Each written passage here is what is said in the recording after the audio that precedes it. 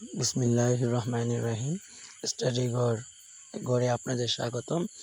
তো প্রিয় শিক্ষার্থী বন্ধুরা, আশা করি সবাই ভালো আছো। আজকে আমরা আইসিটির দ্বিতীয় অধ্যায়ের একটি সৃজনশীল নিয়ে আলোচনা করব।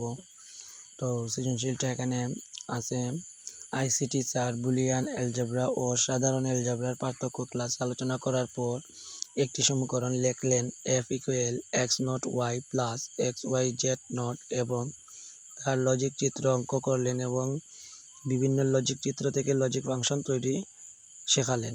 লজিক গেট বলতে কি বুঝো? প্রমাণ করো যে a plus a not equal 1। এটা হচ্ছে খ প্রশ্ন। গ প্রশ্নে বলছে উদ্দীপকের আলোকে প্রমাণ করো যে f plus f not equal 1। ঘ প্রশ্নে বলছে উদ্দীপকের ফাংশনটির লজিক চিত্র তৈরি করে এবং ব্যবহৃত গেটগুলো বর্ণনা দাও।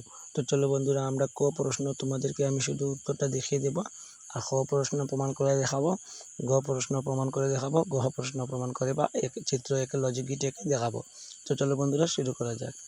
লজিক গেট বলতে কি বুঝো? তো বুলিয়ান অ্যালজেব্রা ব্যবহারিক প্রয়োগের জন্য যে সকল ডিজিটাল ইলেকট্রনিক সার্কিট ব্যবহার করা হয় তাকে লজিক গেট বলে। অন্যভাবে বলা যায়, যেমন যুক্তিভিত্তিক সংকেতের প্রবাহ নিয়ন্ত্রণ করার জন্য যে সকল ডিজিটাল ইলেকট্রনিক সার্কিট ব্যবহার করা হয় তাকে লজিক গেট বলে। তো খ প্রশ্নের মধ্যে বলছি a plus a not equal 1 প্রমাণ করার জন্য। তো a plus a not equal 1 এর ক্ষেত্রে আমরা a এর দ্বারা বিভাজ্য a এর দুটি মান যেমন 0, 1 ধরে প্রমাণ করতে পারি। তো আমরা a সমান সমান 1 ধরলে a সমান সমান যদি আমরা 1 ধরি তাহলে 1 প্লাস 0 সমান সমান 1 হবে। আবার যদি আমরা a সমান সমান 0 ধরি তাহলে 0 প্লাস 1 সমান সমান 1 হবে। সুতরাং a plus a not equal 1 এটা প্রমাণিত। তো চলো বন্ধুরা, এবার আমরা গ প্রশ্নে চলে যাই, গিয়ে গ প্রশ্নের সমাধান করি। তো গ প্রশ্নের মধ্যে বলছে প্রমাণ করো f plus f not equal 1।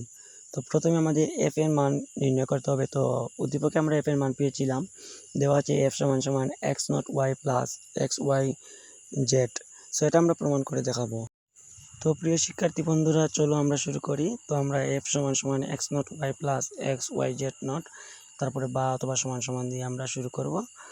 তো আমরা X not Y plus X Y Z not দিয়ে আমরা শুরু করব। সো প্রথমে আমরা এখানে ওয়াই কমন আছে, ওয়াই কমন নিয়ে নিব, নিয়ে নিলে থাকতেছে X not plus Z not.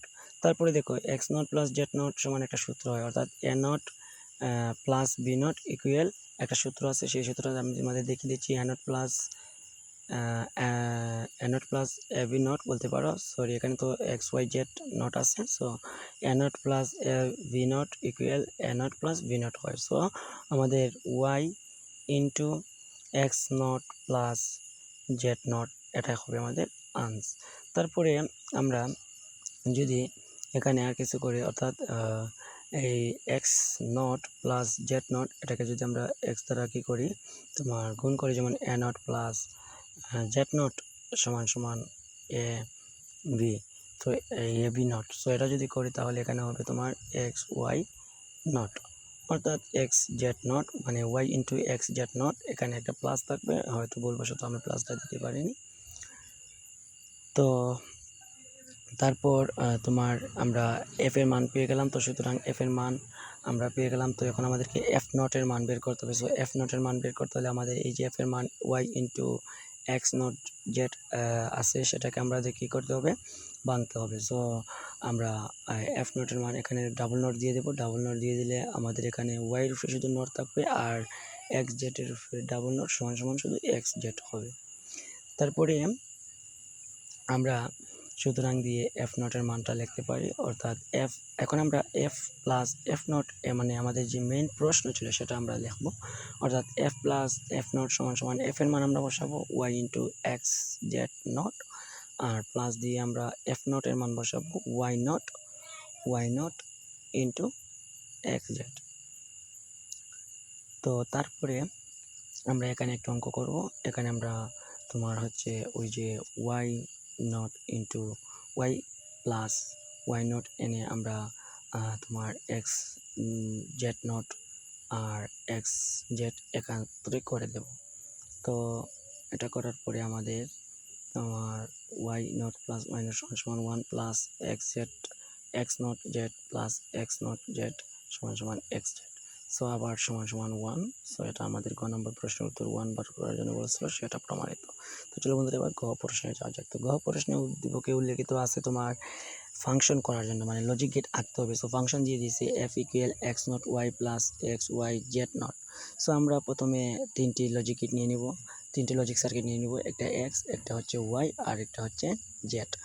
তো এগুলোর মধ্যে আবার আমাদের এক্স নট একটা লজিক সার্কিট নিতে হবে, আবার জেড নট একটা লজিক সার্কিট নিতে হবে। তো আমরা জেড নট একটা লজিক সার্কিট নিয়ে নিই। তারপরে আমাদের প্রথমটা হচ্ছে এক্স নট ওয়াই, মানে এক্স নট ইন্টু ওয়াই, অর্থাৎ এন গেট, অর্থাৎ গুণ হলে এন গেট হয়। সো আমরা এক্স নট থেকে প্রথম সার্কিট, তারপরে দ্বিতীয় সার্কিট হচ্ছে ওয়াই থেকে নিয়ে আমরা এটাকে এন গেট বানিয়ে দেব।